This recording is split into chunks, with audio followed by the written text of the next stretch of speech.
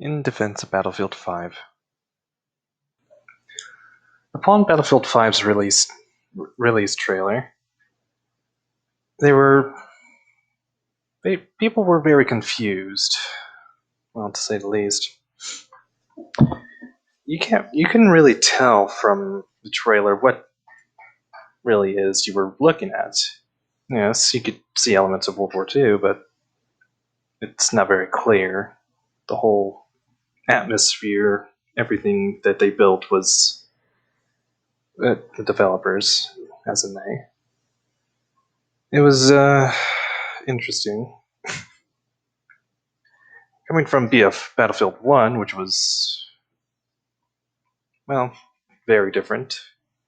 And kind of groundbreaking in a way. Having set itself in World War One, an era which is pretty much almost never covered except hardcore FPSs. But I don't know. I've tried to play those games, but they're just not as fun as what Battlefield did with it, and I don't know. I guess that's the type of person I am. Anyway, moving on. Most of the issues that people found within the trailer and subsequent game was political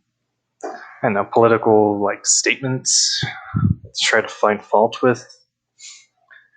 Like they were trying to politicize the game, which could do that to any game.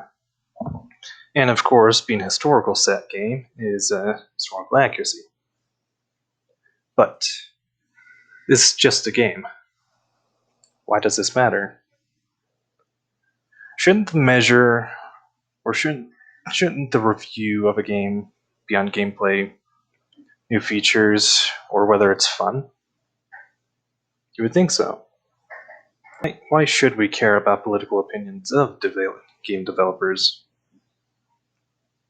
There are many developers outside of Battlefield, or developers of Battlefield, that are very obnoxious politically on social media, etc.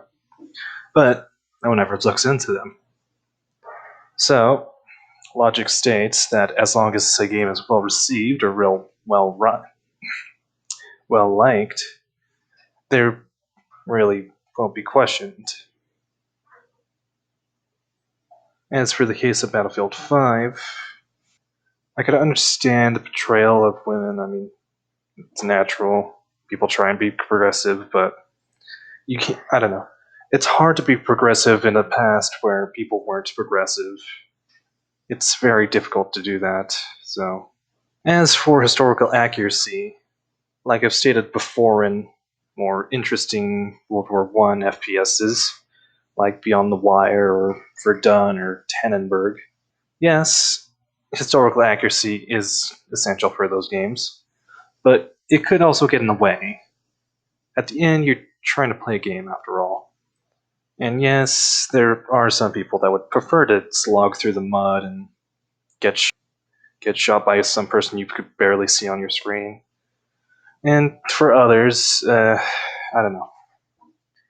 Point is, it should be a fine balance of gameplay and setting, just enough to be immersed and have fun. Now, what happened for Battlefield 5 is, of course, presentation. I feel like Battlefield 5 would have been much more well received than Battlefield. Well, it would have been as on par with Battlefield 1 in terms of likability if they just did it properly. If they just explained a few things. Now, one could argue you should change the trailer for Battlefield 5, but you could also argue that you're showing off multiplayer. And once you disconnect multiplayer from the story, then you're pretty much free to do whatever you want, as long as it makes some sense. Although this is more of an extreme case. Now, this is what Battlefield 5 could have been, or what the developers were trying to do. What I think, or what they were more or less trying to do, was show different a different face to what people would have always done in World War II games, i.e., like in the early Call of Duties and early Battlefield games, where it's just American campaigns against the Germans, etc., etc. You never really see any other fronts. So, what DICE could have capitalized upon is trying to tell stories of people who fought in the war in different lights, and subsequently, that's what made them disliked. Now, here's some of my ideas what they could have done for story campaigns or just ideas in general. Of course, the Soviets, they were communist. They didn't really care who fought, as long as you fought. I mean, you can't fight their logic in a way.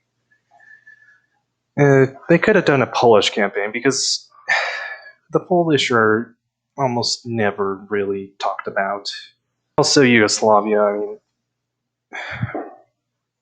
they could have done something with that. Partisan missions, I don't know. There's a lot of potential in a lot of areas of the world. It's not just Europe. Well, this has been my presentation. Thank you for watching, and goodbye.